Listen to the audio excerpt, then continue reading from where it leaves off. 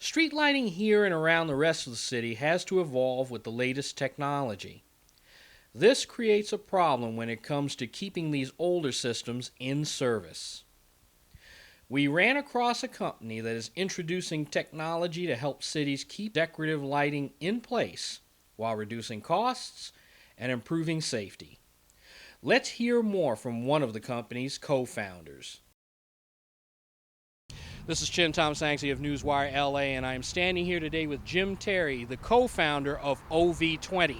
OV20 is a business based in the Pacific Northwest that deals with street lighting. I'm going to let Jim tell you all about it. First of all, we want to find out who Jim is. Jim Terry, thanks for joining us. Tell us a little bit about yourself.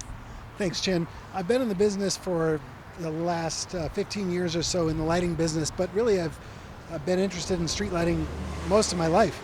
And so when the opportunity presented itself to go into business, it was just a natural thing to do.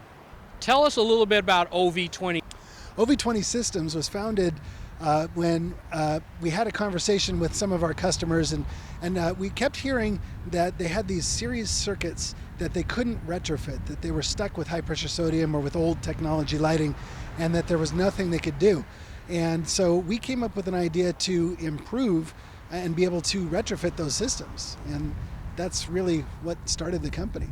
And that's why we're actually standing out here on the corner of Olympic Boulevard and Grattan Street here near downtown Los Angeles. And we're standing next to this old street lamp for a reason.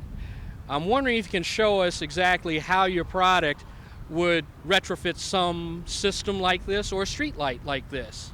Absolutely. Our product is a transformer that actually fits into the base of the street light. So it actually takes the old wiring that comes up from the ground and converts it to modern wiring so that a customer can actually use a modern light source like LED or another modern light source at 120 volt. You're also looking at, and this goes to your interest in street lighting, preserving the older systems, the older decorative lights. Talk a little bit about that. That's correct. Our system allows the city to choose whatever they want to retrofit the system with. They can put in whatever type of light source they want to use. They don't have to use any one particular type like they do now.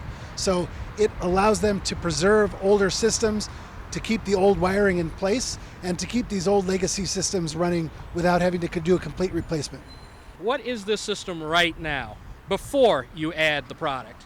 This is a 6.6 amp series wired system, so it operates at up to 5,000 volts, and this particular unit is an Olympic Special, which is a City of L.A. pole, and these were put in the 20s, if I'm not mistaken, and they used to house incandescents. In fact, some still do have incandescent lamps burning in them. So with the current technology, the city is really restricted to upgrade those beyond the incandescent because of the type of wiring.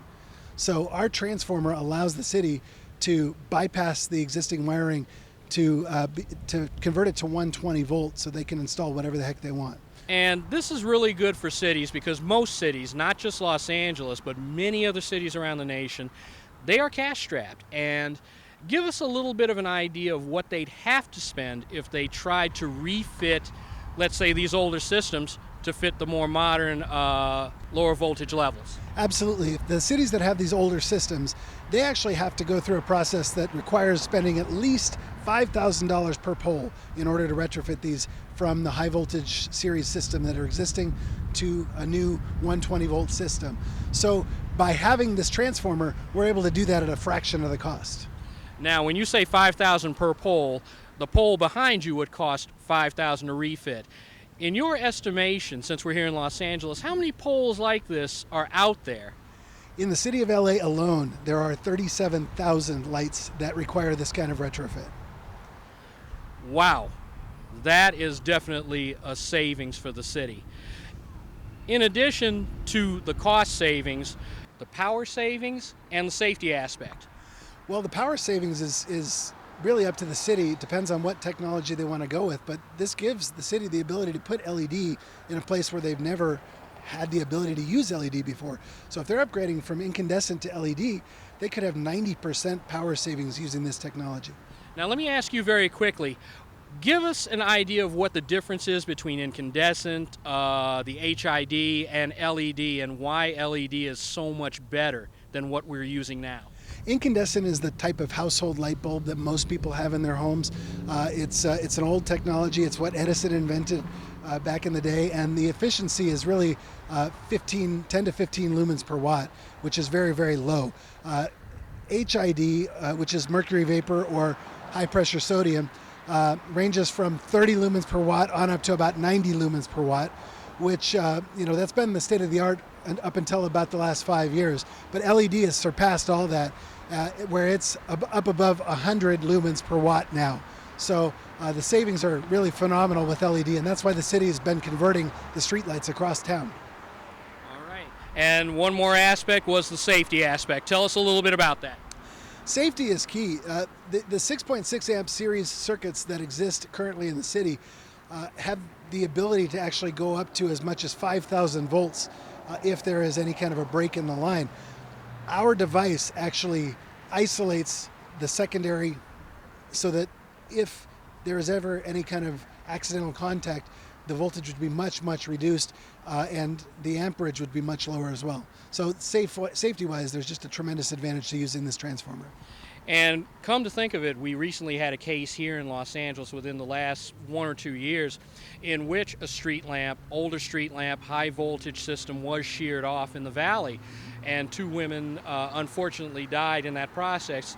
Your product used in that instance may have cut the wattage back. Am I correct? It's likely that if our product had been in place, that the actual amperage that would have been exposed to people would be much, much less. The safety would be greatly improved. And are there any cities currently using your product right now? Any cities that you can name? Yes, the city of LA has several locations where they've tested it. We also have several cities around Southern California that have test units in place. San Gabriel, Southgate, Culver City, you name it. And Jim, what do you want the people to know about your product and your company, OV20? Our product is committed to really helping cities do retrofitting at a minimal cost while maintaining these aging systems so that they don't have to worry about doing any additional work to upgrade it later on. So we're all about helping the cities with getting retrofitting done at a minimal cost. All right. Jim Terry, thank you for joining us. Thank you very much.